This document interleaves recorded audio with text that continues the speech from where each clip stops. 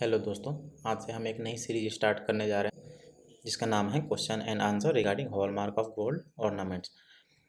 मतलब इस सीरीज़ में हम डिस्कस करने वाले हैं बहुत सारे सवाल और जवाब जो अभी हॉलमार्किंग लागू होने के बाद बहुत सारे दुकानदार और बहुत सारे कस्टमर के मन में उठ रहा है कि क्या होगा, HUID नंबर आने के बाद क्या होने वाला है, या फिर हमको क्या करना होगा लाइसेंस लेने के बाद, या फिर BIS क्या कहती है इस बारे में।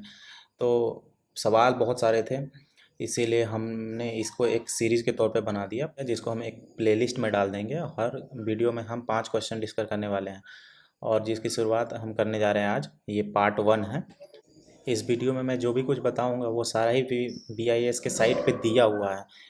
ऐसा नहीं है कि कोई भी चीज़ अपने मन से या फिर बाहर से बताया जा रहा है। तो आप जो भी जानकारी मैं दे रहा हूँ उसके लिए निश्चिंत रहें, क्योंकि ये BIS का जो साइट है वो खुद कहती है जो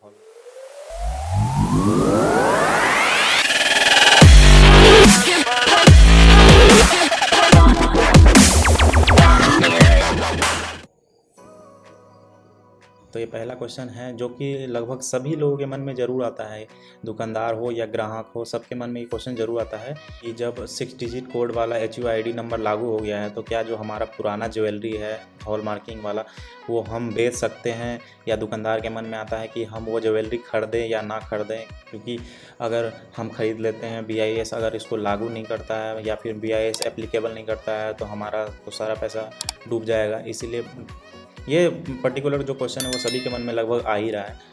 तो इसका आंसर है कि हाँ, आप बेच भी सकते हो।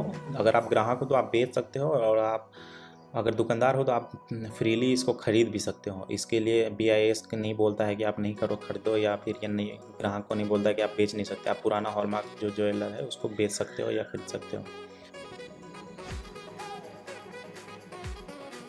तो अगला क्वेश्चन है कि किसे हॉलमार्क ज्वेलरी करवाना है। ये पर्टिकुलर सवाल दुकानदार के मन में ज़्यादा आता है, क्योंकि वो सारे एक चैन से जुड़े होते हैं। जितना भी सामान बनते हैं ज्वेलरी के, वो कारीगर के थ्रू होते हुए होलसेलर के पास, उसके बाद रिटेलर के पास, उसके बाद ग्राहक के पास जाता है। तो इस तरह कुछ चैन बना होता है।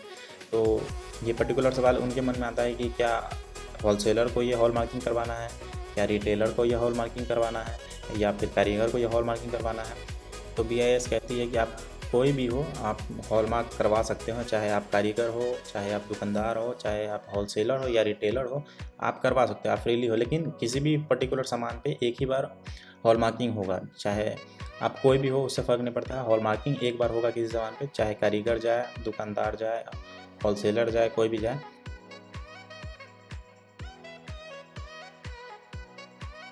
अगला सवाल जो है दुकानदार के लिए है कि किसे BIS रजिस्ट्रेशन करवाना चाहिए और किसे नहीं करवाना चाहिए। जनरली अभी जो HUID जब से लागू हुआ है तब से हर एक के मन में ये सवाल ज़रूर आता है जो दुकानदार है कि क्या हमें BIS रजिस्ट्रेशन करवाना है, क्या हम छोटे दुकानदार हैं तो BIS रजिस्ट्रेशन हमें करवाना है, हम बड़े होलसेलर हैं, या फिर हमारा कितना। तो सबके मन में लगभग ये सवाल आ ही रहा है कि किसको करवाना है BIS रजिस्ट्रेशन, और क्लियरिटी किसी के पास नहीं है। तो BIS इस पर कहती है कि कोई भी मैन्युफैक्चरर या होलसेलर हो या डिस्ट्रीब्यूटर हो या रिटेलर हो जो इस प्रोसेस में इन्वॉल्व होते हैं या इंगेज होते हैं, जो एक दूसरे से जुड़े होते हैं, उन सभी को BIS रजिस्ट्रेशन करवाना अनिवार्य है। तो अगला सवाल जो है दुकानदार के लिए ये सवाल भी दुकानदार के मन में ही आएगा कि क्या हमने रजिस्ट्रेशन ले लिया है तो हमें फिर से रिन्यूअल करवाना पड़ेगा रजिस्ट्रेशन को, या फिर कोई अपग्रेडेशन करवाना पड़ेगा, या फिर हमारा लाइसेंस कभी फेल होगा या नहीं होगा। तो ये सारे जो सवाल है वो दुकानदार के मन में आ रहे हैं अभी भी। तो इस पे BIS क्या कहती है कि नहीं भैया, एक बार आपने रजिस्ट्रेशन करवा लिया हमारे थ्रू, उसके बाद आपको रजिस्ट्रेशन कराने की कोई ज़रूरत नहीं है, ये लाइफ टाइम के लिए आपको वैलिड हो गया। अच्छा, हमको सिखा दिया है। तो आपको कोई ज़रूरत नहीं है कि हाँ आप दोबारा इस चीज़ का रजिस्ट्रेशन, मतलब अपने पर्टिकुलर दुकान का रजिस्ट्रेशन हमसे फिर से कराओ, क्योंकि एक बार आपने तो करवा चुका है।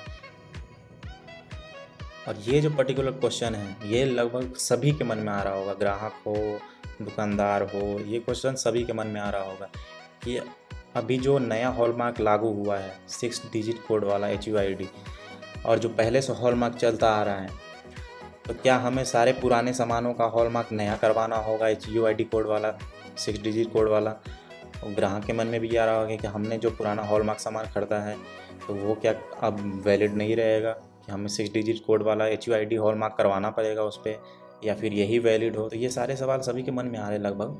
तो इस सवाल को सुनने के बाद हमने BIS से पूछा कि भैया क्या सच में कुछ ऐसा होने वाला है क्या? अच्छा, बोले ऐसा होता है? तो BIS ने हमें जवाब दिया, नहीं भैया ऐसा कुछ कराने की ज़रूरत नहीं है, जो पुराना सामान आपका हॉलमार्क हो चुका है उसको वैसा ही रहने दो, और जो नया हॉलमार्किंग होगा वो 6 डिजिट कोड वाला HUID नंबर आए। तो आपको ज़रूरत नहीं है कि पुराने सामानों को आप फिर से नया हॉलमार्किंग कराओ, ये कोई ज़रूरत नहीं है। तो जो जैसा है उसको वैसे रहने दो। अगर वीडियो पसंद आया हो तो आप लोग जानते हैं कि आपको क्या करना है, लाइक कर दें, सब्सक्राइब कर दें, शेयर कर दें और बेल आइकन को ज़रूर दबाएं। और अगली वीडियो में हम कुछ और सवालों के साथ हाजिर होंगे।